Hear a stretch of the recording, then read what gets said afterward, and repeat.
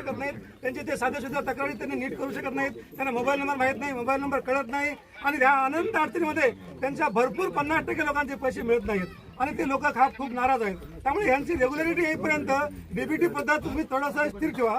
DBT पद्धत complete झाल्याच्या नंतर डीबीटी पद्धत चालू करायला पाहिजे. डीबीटी प्रोसेस तुम्ही कंप्लीट पूर्ण केलेली नाही आणि तुम्ही डीबीटी पद्धत लागू केलात आणि भरपूर वयोवृद्ध नागरिक, श्रवणबाळ नागरिक, निराधार नागरिक, वयोवृद्ध बाया, लेडीज खूप हैराण आहेत. त्यांच्यासाठी माझी खूप तळमळ होते.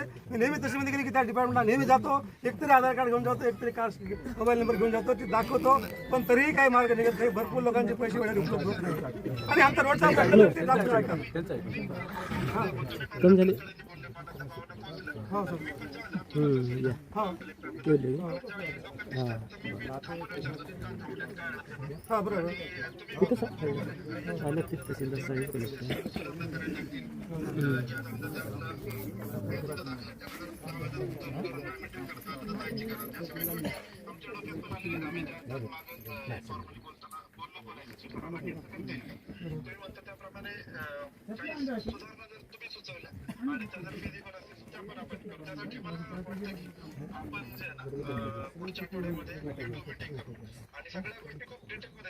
सर शेवटचा फक्त अर्धा मिनिट दोन जे शेतकऱ्यांचे आत्ता आल्यात, मी कैलासच बोलतो सर.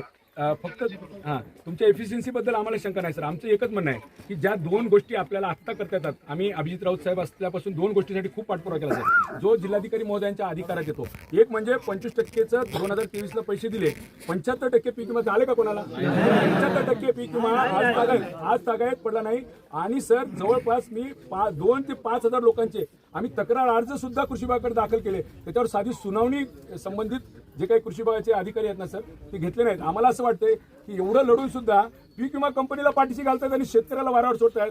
पीक विम्याचा एक विषय तुमच्या अधिकारात आहे, ते सोडू शकतो सर.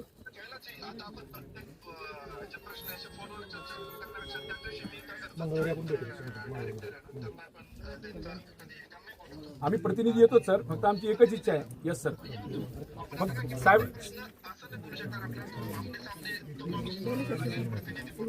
फक्त एवढंच सर, आमची एकच म्हणणं आहे. आता विषय वाढवत नाही, तुम्ही ट्रेनिंगला आहात का आला, फक्त आमचं म्हणणं आहे साहेब हेच संबंधित आपल्याला जर पत्रावर मिळालं तर आपण आत्ता आमची पण विनंती आहे, आम्ही आता सगळे आहेत, आमची पण विनंती आहे, आम्ही यांना थांबवतो आहोत. म्हणजे आमचं म्हणणं आहे की समाधी हे उत्तर नाही. तर ते एक सार्वजनिक बांधकाम खात्याचे जे आपले विभागीय अभियंता आहेत, उपविभागीय देऊळ तालुक्याचे, त्यांनी इथं आले, त्यांना पण मी निवेदन दिलेलं आहे. त्यांनी येऊन इथं आम्हाला कमीत कमी त्यांचं काय कंडिशन आहे त्या रोडची हाळी माळेगाव देवळा ते सांगत नाही, काय लेखी देत नाहीये. त्यांना ताबडतोब इथे पाठवायला सांगा. त्यांनी यायला काय हरकत आहे? त्यांनी इथं मागे मला त्यांनी लेखी दिलं होतं मागच्या उपोषणच्या वेळेस की आम्ही नंतर आम्ही निविदा प्रक्रिया पूर्ण केली, काम चालू करू असं त्यावेळेस त्यांनी मला म्हटलं होतं. पण आता त्याच्यानंतर 6 महिने झाले तरी निविदा प्रक्रिया पूर्ण झाली का नाही, कॉन्ट्रॅक्टर कोणी घेतला का नाही, काय झालं नेमकं, त्याच्यातली सिच्युएशन काय, आज कुठल्या सिच्युएशनला आहे ते मामला कळायला पाहिजे. म्हणून त्यांना इथं पाठवून द्या उपाभियंत्याला.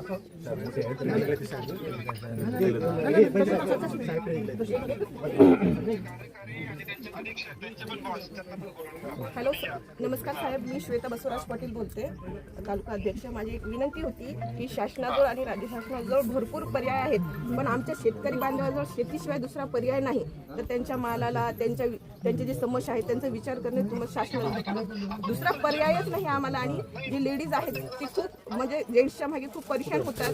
आणि तर आमचं फक्त विनंतीच करू शकतो आम्ही तुम्हाला की आमचे तुम्ही विचार करा आमच्या शेतकऱ्यांच्या प्रश्नांचा.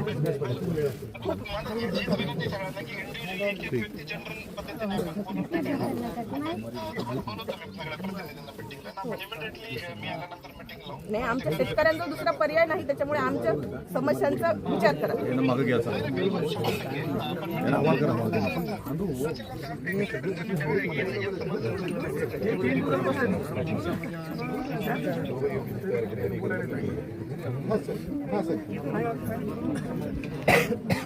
Yes.